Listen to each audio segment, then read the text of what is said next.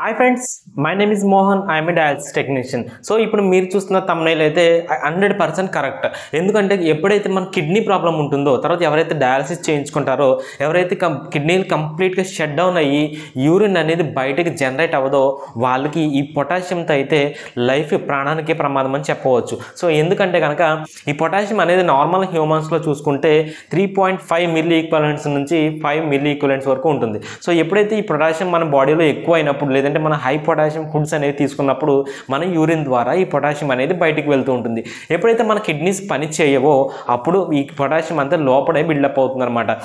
ఈ పొటాషియం అనేది muscle contractions కానీ, మజిల్ మూమెంట్స్ కానీ, తర్వాత నర్వ్ సిగ్నల్స్ని పాస్ చేయడానికి కానీ, తర్వాత మన హార్ట్ బీట్స్ అనేవి కరెక్ట్గా మెయింటైన్ చేయడానికి కానీ ఈ పొటాషియం అనేది చాలా బాగా ఉపయోగపడుతుంది. సో ఇది ఎప్పుడైతే 6 అబోవ్ పొటాషియం అనేది మన బాడీలో బిల్డప్ అవుతుందో అప్పుడు మన హార్ట్ మీద తీవ్ర ప్రభావాన్ని అయితే చూపుతుంది. సో ఇది ఎక్కడి వరకు దారితీస్తుందంటే కనుక మన హార్ట్ ఆగిపోయి మనం చనిపోయేంత వరకు కూడా దారితీస్తుంది. ఎస్పెషల్లీ ఎవరైతే కిడ్నీ ప్రాబ్లంతో బాధపడుతున్నారో వాళ్ళు ఈ పొటాషియం సంబంధించి చాలా అయితే జాగ్రత్తలు తీసుకోవాలి. అసలు పొటాషియం రిచ్ ఫుడ్స్ దేంట్లో ఉంటాయని చూసుకుంటే ఆరెంజ్, బనానాస్ అండ్ గ్రేప్స్ ఇలాంటి వాటిల్లో పొటాషియం అనేది, పుల్లగా ఉండే వాటిల్లో కూడా ఈ పొటాషియం అనేది ఎక్కువగా ఉంటుంది. సో అంతేకాకుండా మనం చిరుధాన్యాలు, ఎక్కువగా వేరుశెనగ గుళ్ళు, పప్పులు ఇలాంటి వాటిలో కూడా ఈ పొటాషియం అనేది ఎక్కువగా ఉంటుంది. సో మనం పొటాషియం కంటెంట్ ఫుడ్స్ అనేవి సెలెక్ట్ చేసుకోవడంలో కిడ్నీ పేషెంట్స్ చాలా జాగ్రత్త తీసుకోవాల్సి ఉంది.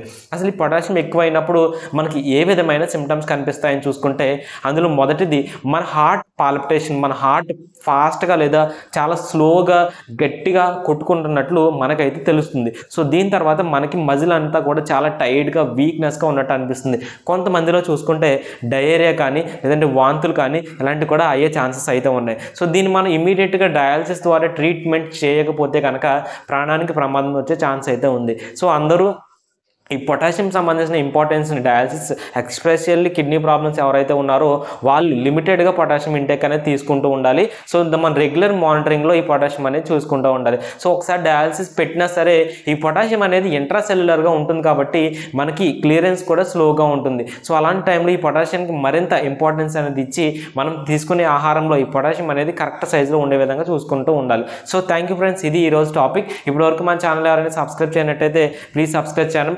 నెక్స్ట్ కమింగ్ వీడియోస్లో ఒక్కొక్క ఎలిమెంటు, సాల్ట్, పొటాషియం, ఫాస్ఫరస్ ఇవన్నీ కూడా ఎంతెంత తీసుకోవాలి, ఎలా తీసుకోవాలి అనే వీడియోలన్నీ కూడా నేను మీకు అందిస్తాను. అంతేకాకుండా కంప్లీట్ కిడ్నీ ఇన్ఫర్మేషన్స్ కూడా నేను అందించడానికి ఈ వీడియోస్ అయితే చేస్తాను. తప్పనిసరిగా సబ్స్క్రైబ్ అయితే చేసుకోండి. Thank you, please watch again.